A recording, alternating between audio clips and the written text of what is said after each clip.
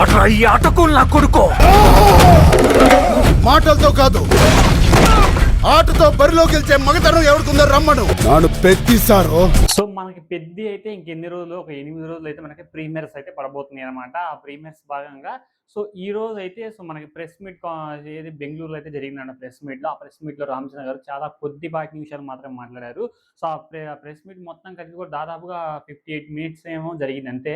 So ఎక్కువసేపు కూడా జరగలేదు అనమాట. జస్ట్ అలా వచ్చారు, ఏదో సో అలా పైపైన మాట్లాడేసి వెళ్ళిపోయారన్నమాట. జస్ట్ అంటే అక్కడ మన తెలుగు ఫ్యాన్స్ ఉన్నారు, అలాగే రామ్ చరణ్ గారి ఫ్యాన్స్ ఉన్నారనమాట. బట్ అక్కడ ఏంటి ఎలాంటి కొరత లేదు.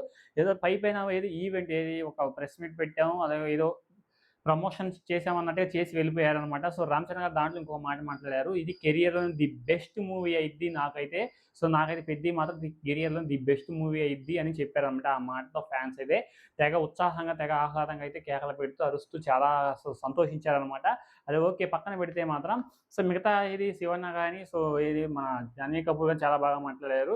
సో 'వచ్చిరాని' కన్నడతో మన జాహ్నవి కపూర్ అయితే చాలా ముద్దుగా మాట్లాడి చాలా ఎక్సైటింగ్‌గా అనిపించిందనమాట.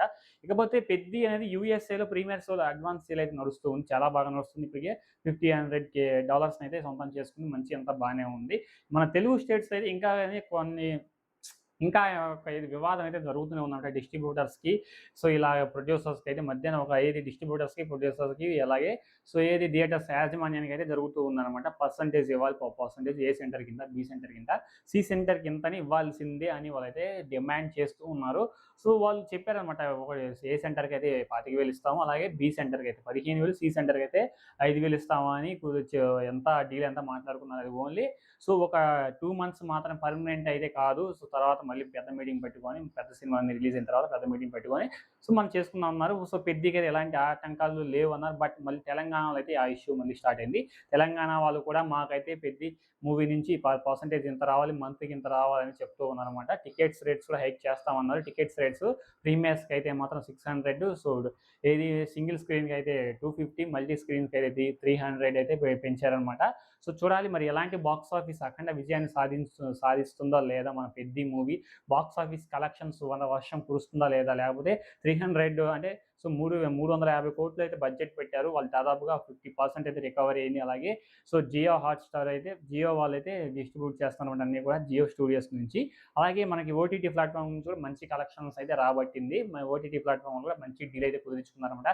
దాదాపుగా సో 85% అయితే బడ్జెట్ అయితే మొత్తం రికవరీ అయింది. రేపు మూవీ రిలీజ్ అయిన తర్వాత మనకి అడ్వాన్స్ సేల్ అయితే మనకి ప్రీ బుకింగ్ సేల్ అయితే ఆ ఓపెన్ రిలీజ్ చేసిన తర్వాత ఆ యొక్క మొత్తం కూడా రికవర్ అవుద్ది. దాదాపుగా రికవర్ అవుద్ది. సో బ్రేక్ ఈవెన్ దాకా వెళ్ళే అవకాశాలు చాలా ఎక్కువ. బ్రేక్ ఈవెన్ అయితే మాత్రం సో మన పెద్ది మూవీని అయితే అసలు ఆపలేమనమాట. బ్రేక్ ఈవెన్ అవ్వాలే కానీ ఎక్స్ట్రార్డినరీ లెవెల్‌లో కలెక్షన్స్‌ది. అలాగే రిలీజ్ అయిన సో ప్రీమియర్ షోకి పాజిటివ్ టాక్ వస్తే మాత్రం ఇక దాన్ని ఎవరు ఆపలేరనమాట. ఆ లెవెల్‌లో మూవీ అనేది బాక్స్ ఆఫీస్ దుమ్ము దులిపేస్తుంది. అఖండ విజయాన్ని సాధించే అవకాశాలు చాలా ఎక్కువగా కనిపిస్తూ ఉన్నాయన్నమాట. ప్రమోషన్స్ చాలా ఎక్కువగా చేస్తున్నారు. సో ప్రీ రిలీజ్ ఈవెంట్ కూడా త్వరలో రేపు 28వ తారీఖు ప్రీ రిలీజ్ ఈవెంట్ కూడా ఉంది. దానికి కూడా చాలా పెద్ద సో మన పవన్ కళ్యాణ్ గారు రావచ్చు చీఫ్ గెస్ట్ గాని అంచనాలు అయితే ఎక్కువగా కనిపిస్తూ ఉన్నాయన్నమాట. సో మనకి నైజాంలో, సీడెడ్‌లో ప్రతి చోట AP, coastal Andhra, Karnataka and Bihar, Bhupal ప్రతి చోట కూడా మంచి సో ఇది రెవెన్యూతో డిస్ట్రిబ్యూటర్స్ అయితే చాలామంది ఎక్కువగా బై చేశారనమాట. ఇది బీహార్ సైడు.